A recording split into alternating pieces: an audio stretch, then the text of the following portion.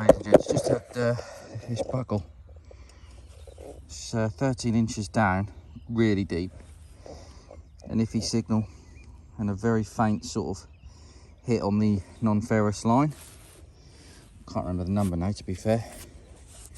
But yeah, I've got this shoe buckle, Georgian. So, yeah, sort of a faint splodge. What is this? Is that silver?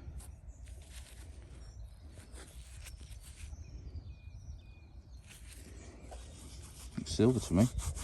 Let me just clean it a bit more. Like I say, it's 13 inches. It's really deep. I think this is silver. That's silver, isn't it?